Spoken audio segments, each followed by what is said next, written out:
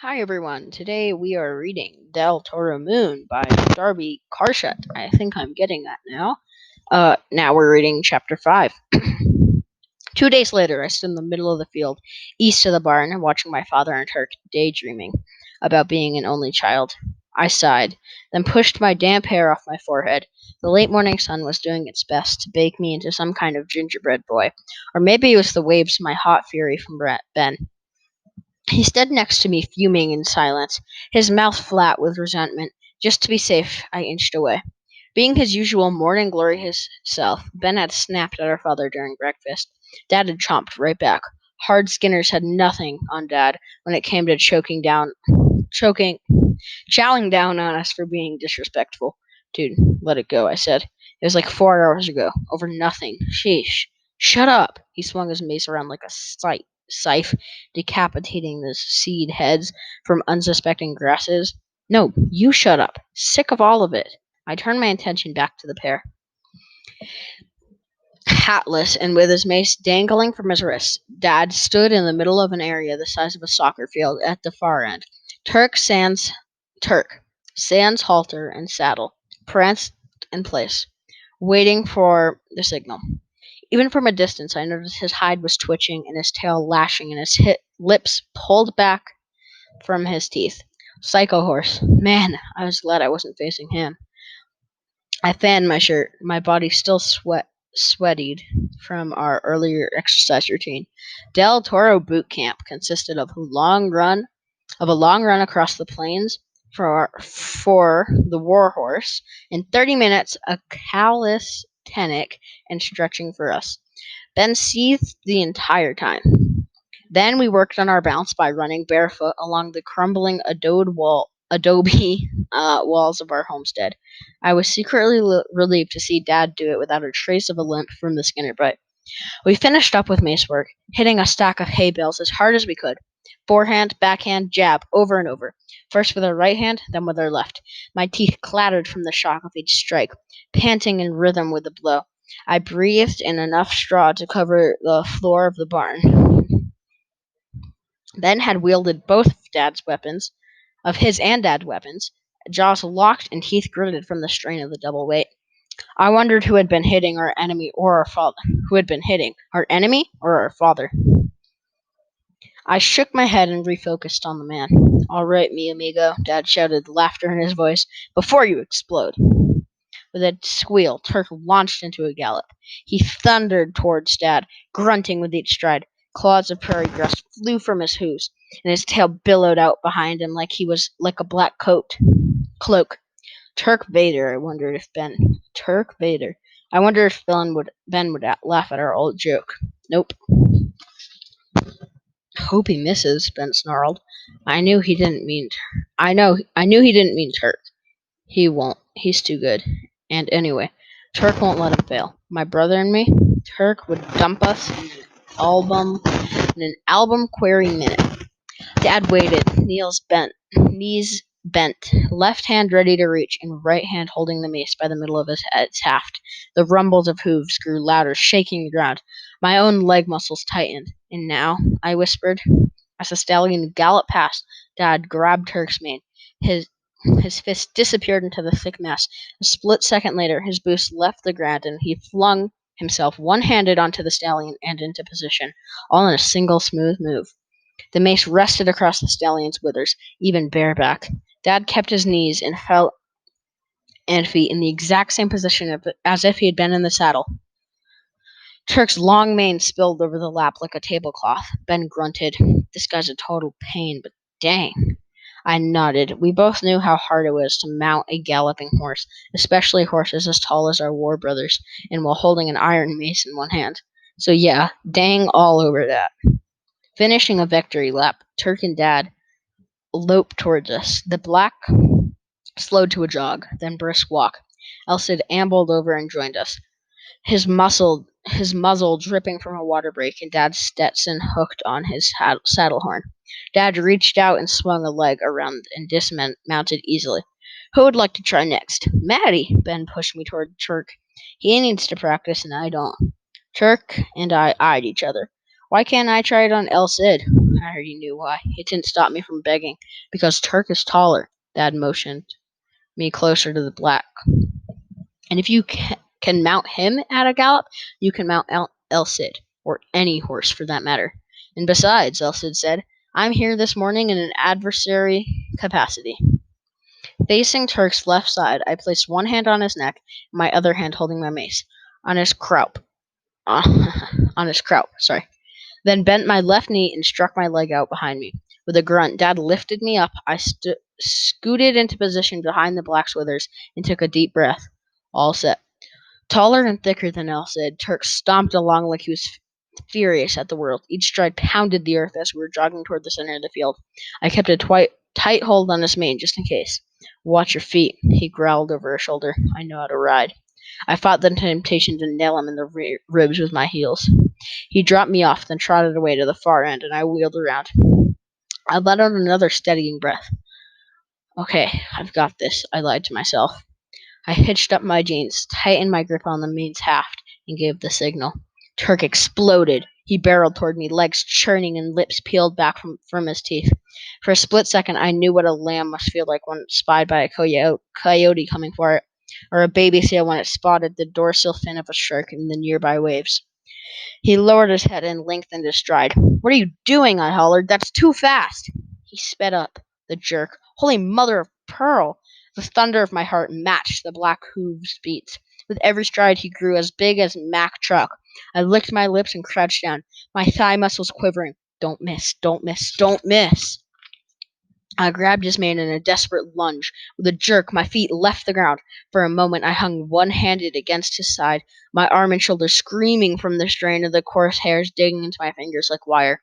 I gave a couple of pogo stick hops and threw myself face down over his back. The jutting bones of his wither punched me in the gut with every bounce. Gasping for breath, I kicked, then flung my legs around with everything I had. Too much everything. His coat was as slick as black ice. I skidded sideways. Whoa! I grabbed for his mane and missed. Whump! I hit the ground so hard I swore my teeth rattled loose. From my gums. Vibrating from the impact, I sprawled in the dirt, my lungs convulsing for air. Finally, with a whooping gasp, I sucked in a lungful, then another. Rubbing my chest, I sat up. A dark shape loomed over me. Why don't you save the rest of us the hassle, Turk said, and go feed yourself to those meatheads right now. Yeah, you first. I lurched to my feet, spying my father walking over. I bruised myself, dusting off my clothes, not wanting to meet his gaze. Ben and Elsid trailed behind. My brother was laughing silently behind Dad's back. Matt? Dad stomped and pushed his hat back, one black eyebrow rounded upward like the top of a question mark. Well, it was his fault. He'd gotten taller or something. Oh, sure. Turks flattened his nostrils.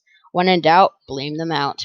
Wow, that was embarrassing. Ben sauntered up, still grinning. Maybe you need a pony. Maybe you need to shut up. Do not use that expression, Mateo. Dad lifted a finger in warning. It is rude. I could be a lot ruder, I thought. I swung aboard El Cid and settled myself in the saddle. Go ahead, I thought, to the gray. Say something, then I'll kick you in the ribs. Dad gestured toward the middle of the field. Ben, your turn. Nah, I'm good. Really, I can do all that stuff in my sleep. There's always room for improvement, my son. Ben barked a laugh. It's mounting a galloping horse, not performing brain surgery. Any idiot with a little coordination and strong arms can do it. Dad's face stiffened into flat planes and lines. One eyelid twitched. As usual, Ben missed the signal. Practicing stuff I can already do. Kind of a waste of time. It is mine to waste. Our father's voice was low, and even another signal.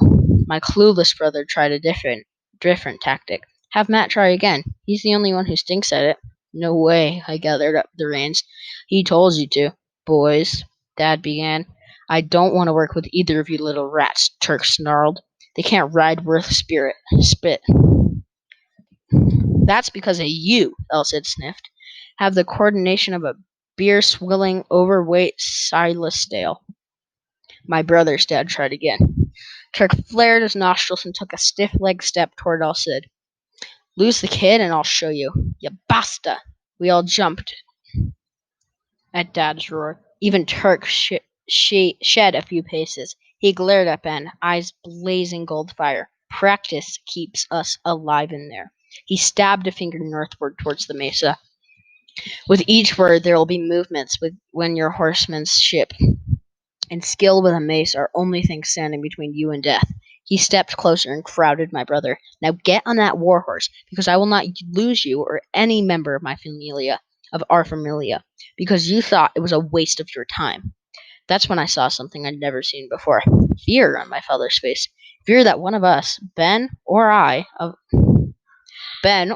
one of the horses, would die in the maze at the teeth of a skinner. Dad has lost his sister that way when they were teens. It dawned on me that he rode with the same terror clawing at his shoulders every time we hunted, saddled with saddled with the almost impossible task of keeping all of us alive, alone. Even worse, I knew Ben didn't see it. For a moment, I felt like the older brother. The faint rumble of trucks' engines snapped the tension. I stood in the stirrups and peered towards the hump. A cloud of dust drifted up from behind the hill, turning into a mini volcano. I bet that's Roman. I craned my neck, trying to catch a glimpse of whoever was driving along the 3 mile dirt road from Hufferano. I sure hope so.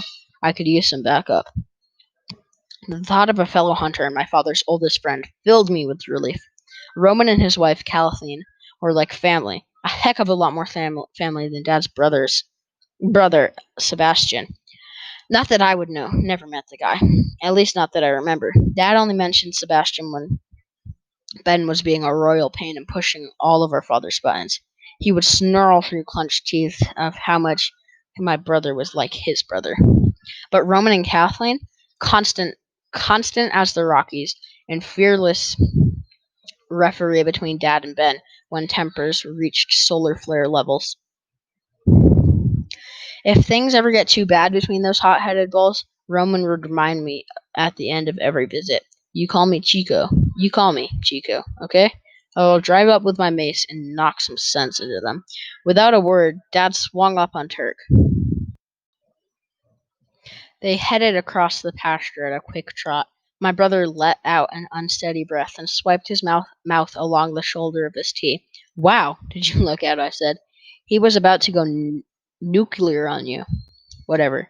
The guy's got issues. He stepped around to El Cid's left side and waved me back. Move. No, I was here first. Can't tell you how little I care. He grabbed my arm and pulled. I clung to the horn, kicking. Boys, boys, El Cid flung up his head. I am not a sofa. Ben, either ride behind your brother or walk. With a smirk of triumph, I slipped my boot free of the stirrup, and then leaned forward out of the way. My brother swung up behind the saddle, making sure to jab me in the ribs with the end of his mace. Mumbling under his breath, El Cid broke into an easy lope from home. The truck's rumble, punctuated by a rattling noise, grew louder. Rounding the south end of the barn, we trotted into the yard just as a trailer rig pulled in. Two figures waved through the dust-covered windshield. I waved back, waiting until Ben slid off El Cid's rump before swinging out of the saddle. With a crunch of gravel, the rig crept to a general stop. Kathleen hopped down from the passenger side and hurried around the front of the truck towards us. Her curling red hair was a fiery halo around her head, and she wore jeans, boots, and a denim shirt as blue as her eyes. Sorry, I just inhaled and choked on my spit. I don't know who to hug first, she said. Guess I'll start with my favorite. Get over here, Matt. She opened her arms. The old feeling welled up. Joy mixed with a threadbare wish that my mom was still alive. Hi, Kathleen. I hugged her back. My ears warmed from embarrassment. How's my boy? Letting go, Kathleen. Letting go, Kathleen O'Reilly Navarre looked me up and down. Growing like a weed, I see. An ugly one at that, a large man joined in, his teeth a flash of white in a tanned face. Hi, Roman. I stuck out my hand, hoping the big guy would be satisfied with a shake. Nope. Built like he could play offensive line in the Denver Broncos, Roman Navarre beamed down at me, his shoulder length hair glossy as fine dark chocolate, was pulled back at the nape of his neck with an orient silver clasp.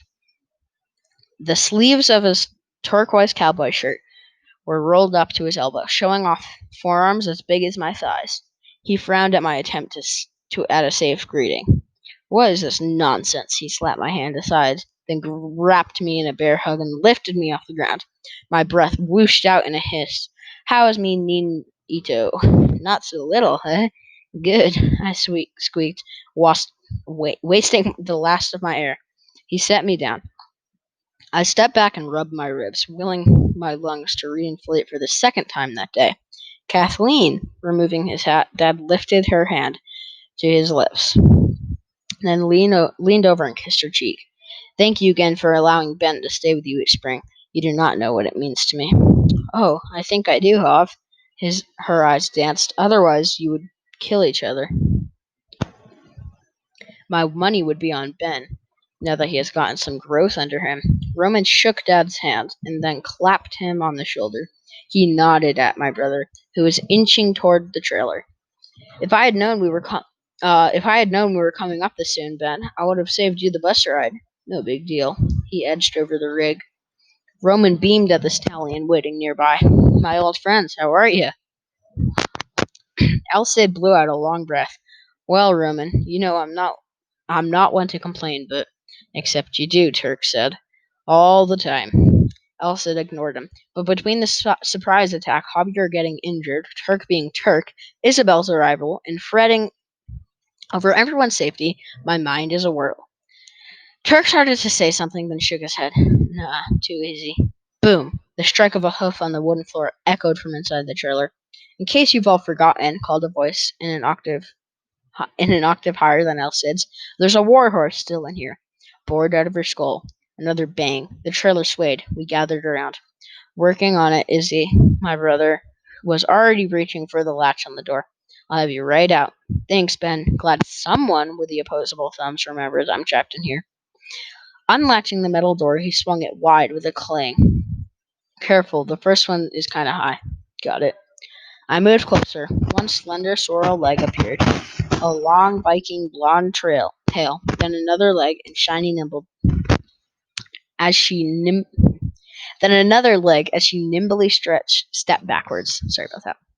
Once clear of the trailer, she shook herself all over, then flung her head up, flipping her mane to one side. Her coat glowed like fire. What's all this? She looked around, eyes bright. The paparazzi?